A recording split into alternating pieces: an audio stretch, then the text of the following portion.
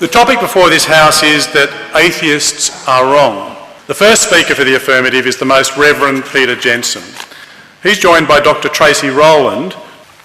Scott Stevens is the Religion and Ethics Editor for ABC Online. Would you please join with me in welcoming the speakers for the affirmative? Leading the case for the negative is Dr. Thomas Pataki. He's joined by Jane Currow. And last but not least, Russell Blackford. Would you please join with me in welcoming the negative?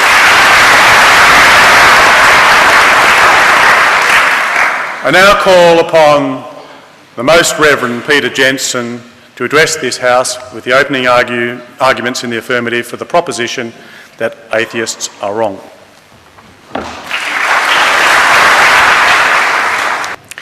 I have an atheistic mind and an atheistic heart. First, I am sceptical of the existence of all gods except one. Second, my own desire for personal freedom means that I would prefer not to worship a God who created all things and will judge all things.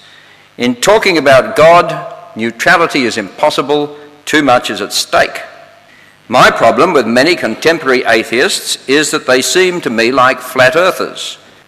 Thus, it is not with evolution as science that I have a problem, it is with evolution as an idolatrous explanation of all things. I would say it's no good for them to say, you believe because you need a father, pat on the head. I could equally say, you don't believe because you're frightened there is a father. And when atheists refuse to study Jesus seriously, they are flat earthing. The good news for atheistically minded people like me is this. You're almost right. Move forward. Trust in the one true God who speaks to you and enjoy your life.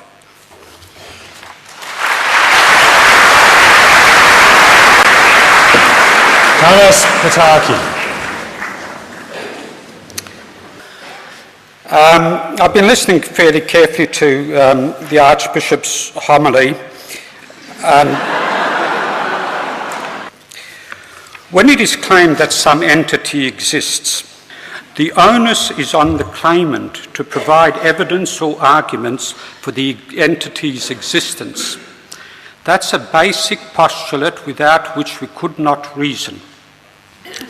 Of course, some people like the idea of mystery, of leaping like Kierkegaard into the absurd of ungrounded faith.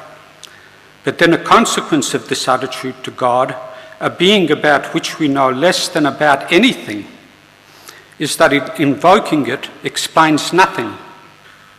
From the point of view of credibility, all of these religions are on the same level. The epistemological basis is the same. They are incompatible. Given that they are incompatible and on the same level, there's only one option: to ditch all the religions.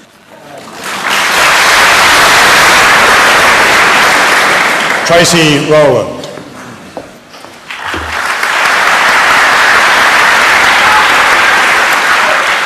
Thank you, Mr. Chairman, ladies and gentlemen. With the new atheists, the debate about God has become a debate about what it means to be human. And I believe that the atheists are wrong because their accounts of love and of reason, of human rationality, are so emaciated it's impossible to defend human dignity by any reference to them. It was, however, one of the achievements of Christianity to liberate people from the fear of fate, by offering them a revolutionary new concept of the person as a creature with a free will and a rational intellect. The atheists are wrong because human life, human love, and human reason cannot possibly be that meaningless. Thank you. Jane Currow.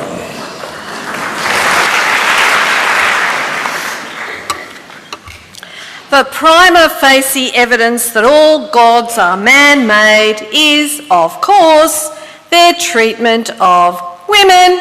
The idea that women are fully human is something that man-made religions seem to struggle with.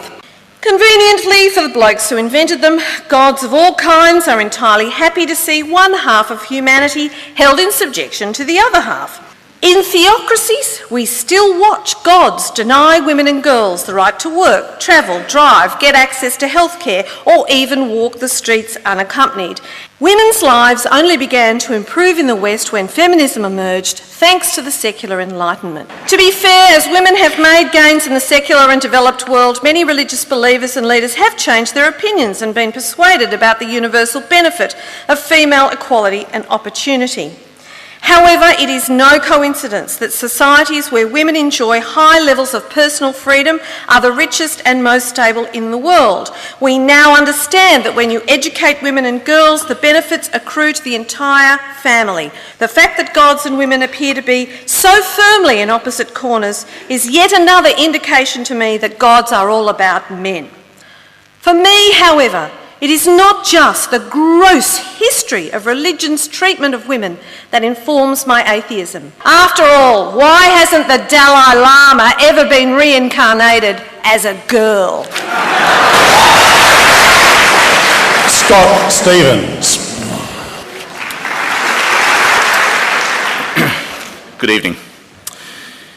And alas, ladies and gentlemen, there are few things today that are quite as fashionable as atheism. In particular, the vulgar sensationalist style of the so-called new atheism decried by so many atheists lends itself especially well to the spirit of our age and poses little, if any, serious challenge to our most serious moral and social ills. Our real problem today is the impoverishment of our moral imaginations, our inability to think properly about such elevated things as good, beauty, truth, law, love, life, death, freedom, humanity, the end or purpose of things, even sex itself, without these ideas being debased by a pointless, listless, all-pervasive nihilism. In other words, ladies and gentlemen, my proposal tonight, my argument is that atheism today is but a symptom, a powerful one, but it is a symptom nonetheless. It's a symptom of an all-pervasive nihilism. Ladies and gentlemen, my final point is that we may well be unwilling, and I certainly am, to claim that one cannot be good without God, but there is one thing for damn sure. Without God, there is no good. Thank you. Russell Blackford. Ladies and gentlemen, religion is something that is man-made. Christianity has a long record of persecution, of anti-intellectualism, of cruelty, and indeed of misogyny. Why do we see so much of so many kinds of excruciating pain, suffering, misery in this world if it's a world in the charge of an all-good, all-powerful God of love? Some of you may have come along tonight not thinking of yourselves as atheists, but you're with me because you go that one God further and you don't actually believe in a God, but you don't call yourself an atheist, right? Now maybe that's because you think atheism does not really kind of reflect your full values or your full philosophy of life. Unless such an argument has been put, you cannot, in good conscience, support this motion that atheists are wrong, even if you want to go one bit of philosophy further and call yourself a humanist or something. The central question, can it be demonstrated that any gods exist? Ladies and gentlemen, that simply has not been demonstrated tonight. Not one argument has been put in any concerted way to deal with that. And in fact, it seems that our friends on the other side have lost all faith in those traditional arguments. Thank you very much. Gentlemen, thank you so much for your participation in this important debate, which I now declare closed.